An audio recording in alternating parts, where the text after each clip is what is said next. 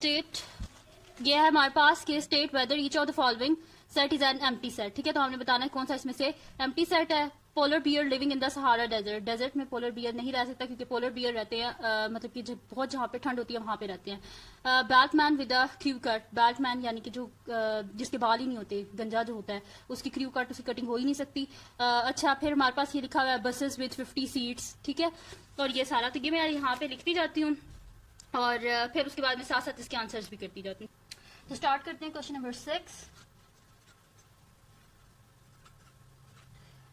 ये है जी हमारे पास के स्टेट वेदर जो बता चुके हैं कि कौन सा इसमें एम्प्टी सेट है, कौन सा एम्प्टी सेट नहीं है। अगर एम्प्टी सेट है तो यस लिखना है, अगर एम्प्टी सेट नहीं है तो नो लिखना है। ठीक है, तो ए है हमारे पास पार्ट के polar bear living in the Sahara desert में। अब इतना लंबा लिखने की बजाय ये कर देती हूँ कि सिंपल मैं आपको ना इसका सोल्यूशन बता देती हूँ। ठीक है, तो polar bear living in the Sahara desert.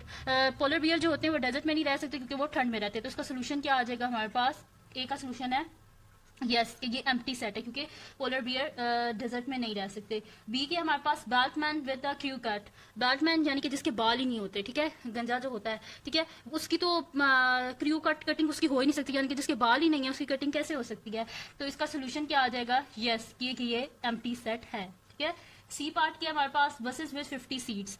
काफी सारी बसेस होती हैं जिनकी 50 सीट्स होती हैं। ठीक है, तो इसके सोल्यूशन में हम क्या लिख देते हैं कि नो, ये एम्प्टी सेट नहीं है क्योंकि काफी सारी की होती हैं। ठीक है, 50 सीट्स। डी के हमारे पास के boys who wear skirt to school. ठीक है, तो ये हमारे पास क्या होगा?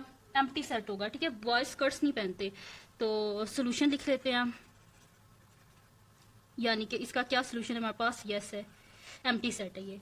फिर ई के हमारे पास के orators who can not talk well. जो पब्लिक स्पीकर होते हैं कि वो सही से बात नहीं कर सकते। ठीक है, तो ये क्या हो जाएगा हमारे पास? एम्प्टी सेट, क्योंकि वो तो दूसरों को बोलना सिखाते हैं, तो जाहिर सी बात है वो सही से बात कर सकते हैं। इस वजह से इसका आंसर क्या है? यस, यानी कि ये एक एम्प्टी सेट है।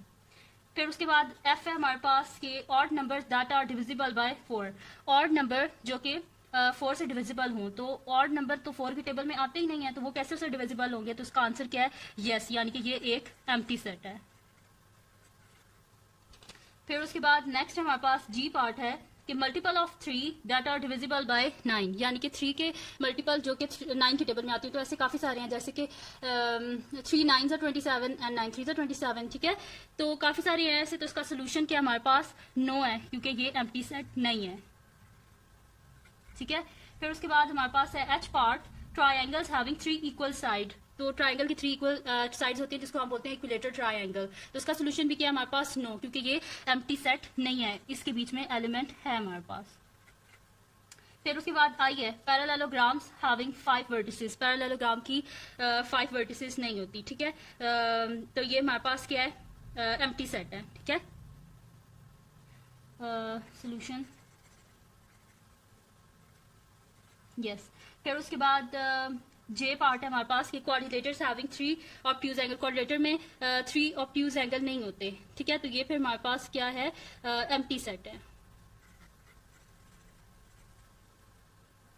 Yes, it is empty set. ठीक है, तो ये हो गया हमारे पास इसका 6 क्वेश्चन। अब हम करते हैं जी 7 क्वेश्चन। 7 के हमारे पास के list all the elements in of the following set in set notation. अच्छा, ये मैं इधर शायद आपको विजिबल नहीं हो रहा होगा, मैं ये पेज पे ही लिख देती हूँ और ताकि आपको सही से नजर आए। तो इसमें करना क्या है हमने कि जो एलिमेंट्स हैं ना सारे जो सेट्स के हैं, इनको following sets in set notation में लिखना है और बताना है कि क्या ये एम्प्टी सेट है या नहीं है। ठीक है, तो हमारे पास क्वेश्चन नंबर 7 है। आप ठीक है, क्वेश्चन नंबर 7 है और इसका ए पार्ट क्या है? Is the set of odd number that are divisible by 2। A के हमारे पास E is the set of odd numbers that are divisible by 2। ठीक है, ये क्या सेट ऑफ ऑड नंबर्स हैं? That are divisible by 2। तो ऑड नंबर जो होते हैं ना वो आते ही नहीं है 2 के टेबल में, तो इसका सोल्यूशन क्या होगा हमारे पास? नो, यानी कि क्या सिंपल लिख देंगे ई हमारे पास क्या है? एक एम्प्टी सेट है, तो इधर लिख दें it is an empty set. ठीक है, तो हमने लिख दिया कि ये ई क्या हमारे पास एक एम्प्टी सेट है क्योंकि ऑड नंबर्स जो होते हैं ना वो 2 के टेबल में आते ही नहीं है। फिर उसके बाद हमारे पास इसका बी पार्ट है, वो ये है हमारे पास के x such that X is a month of year with more than 31 days. तो साल में कोई भी ऐसा मंथ नहीं होता कि जिसमें 31 से ज्यादा डेज होते हैं, ठीक है। तो ये फिर हमारे पास क्या हो जाएगा, एक एम्प्टी सेट हो जाएगा। बी क्या हमारे पास, F is equals to X such that X is a month of the year with more than 31 days, ठीक है। एक्स क्या हमारे पास मंथ है, मंथ ऑफ द ईयर है, यानी कि साल में कोई भी ऐसा मंथ जिसमें 31 से ज्यादा डेज हो, तो ऐसा कोई भी नहीं है। तो एफ हमारे पास क्या हो जाएगा, एम्प्टी सेट हो जाएगा, ठीक है। It is an empty set, ठीक है। फिर हमारे पास इसका सी पार्ट है कि G is the set of coordinator with 5 vertices each. G is the set of quadrilateral with 5 vertices, ठीक है।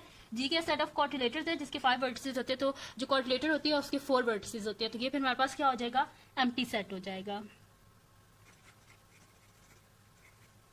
जी इज इक्वल्स टू एम्प्टी, हम लिख देंगे it is an empty set, ठीक है। उसके बाद हमारे पास डी पार्ट है कि H is equals to x such that x is an even prime number, ठीक है। x क्या हमारे पास एक इवन प्राइम नंबर है, तो इवन प्राइम नंबर हमारे पास होता है, प्राइम नंबर कहाँ से स्टार्ट होते हैं, 2 से। 2 जो प्राइम नंबर वो होते हैं जो अपने टेबल में आते हो, जैसे कि 2, 3, 5, 7, ठीक है। तो जो फर्स्ट हमारे पास प्राइम नंबर है वो क्या है, इवन है, ठीक है। तो ये हमारे पास क्या इसका आंसर आ जाएगा, सोल्यूशन एच में क्या हो जाएगा कि एम्प्टी सेट नहीं होगा, कि एच में 2 आता है, ठीक है। तो हम लिखेंगे it is not an empty set as it contain 1 element